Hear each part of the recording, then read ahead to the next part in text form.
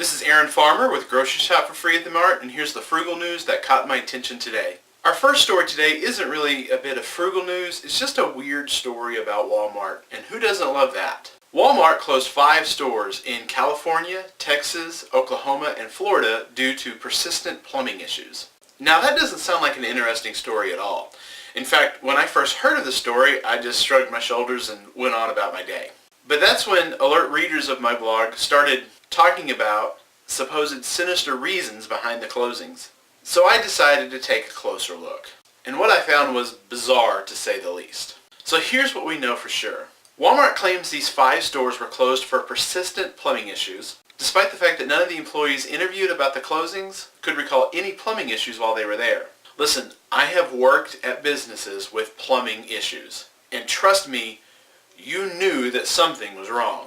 Also, to date, not a single plumbing permit has been pulled to do any plumbing work at these stores. The other bizarre note is how incredibly sudden these closings were. In one instance, the employees were notified at 2 p.m. that their store would be closing at 7 p.m. just 5 hours later. Also, entire Walmarts are built in 6 months. It wouldn't take that long to fix a plumbing issue if they had to replace every single pipe going into these Walmarts, and they only had one plumber to do the entire job. So what's really going on? And here's where this story gets really strange, because there are 2 competing theories as to why these stores were closed. Now, it should be noted before we get into this that neither of these stories have any hard evidence whatsoever. But admittedly, it makes for a far more interesting video than Walmart closes stores for plumbing issues. Theory number 1. Walmart closed these stores in retaliation for union rabble-rousing to get Walmart to increase the wages of their workers. One of the stores that were closed was the Palo Alto, California store that was one of the first stores to protest and strike to demand higher wages. Now, in fairness, it should be pointed out that Walmart was convicted of closing a store in Canada over a decade ago in retaliation when it reached an impasse with local unions about, you guessed it, wages. Theory number 2. Now this one is really out there. Some conspiracy theorists are claiming that the closing of these stores is somehow linked to Jade Helm 15. Now, if you've never heard of Jade Helm 15, don't feel bad. I hadn't heard of it either until I started researching this topic. Basically what's going on is that the U.S. military will be performing mock training on U.S. soil this summer, with parts of the U.S. being designated as hostile territory. These closed Walmarts are in, quote, hostile territory, and, so the story goes, they will be used as some kind of detention or processing centers during the drills. Of course, the hardcore conspiracy nuts are saying that it's not a drill at all, but martial law will soon be imposed upon America this summer, and this is, of course, the beginning of the end for our great nation. Praise the Lord and pass the ammunition. I told you it was a weird story, and again, it should be reiterated, there is no evidence that either one of those theories has any basis in fact. But the internet is going crazy about it, so I thought you might like to know. Let's move on. A new study was recently released that suggests that couponers are brands' best customers. A new study was released by the GFK Marketing Group suggesting that couponers buy more, spend more, and shop more often than non-couponers. Paper coupon users spend 19% more, and digital coupon users spend 32% more. Among heavy coupon users, that percentage rises to over 50% more, with paper coupon users spending slightly more than that. Heavy coupon users also make more shopping trips per year and spend more per trip. The study also says that coupons play a major role in deciding what brands to buy and gain far more brand loyalty than previously thought. So what's going on here? I'll tell you.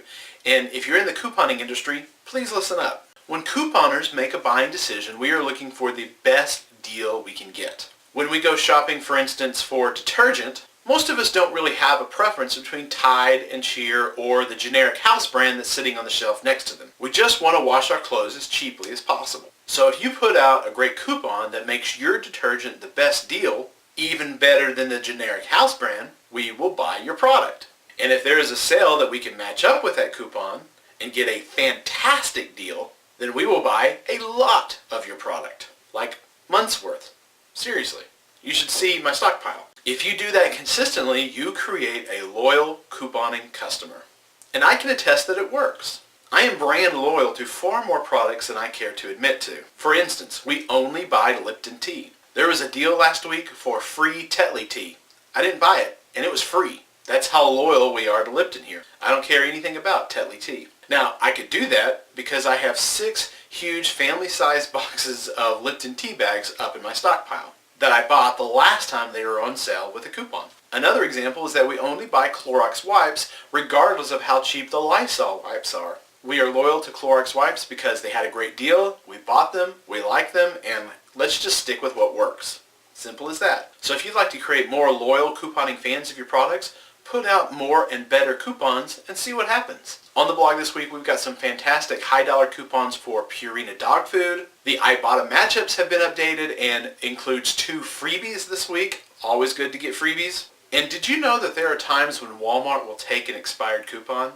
I tell you how and when on the blog. You can find links to all of this and more at groceryshopforfree@themart.com/frugalreport. And now our final story. Your coupons could change value right before your eyes. IBM just applied for a patent on digital coupons that will change value on the fly before you get to the register. So you could potentially be offered a coupon worth more than the coupon offered the person standing right next to you in the store. You could get coupons where you won't know how much the coupon is worth until they know exactly what it is that you're buying on that shopping trip. You could get coupons on a timer where they're worth one amount if you use it within the next 24 hours, and then that value slowly decreases over time. As if couponing wasn't tricky enough.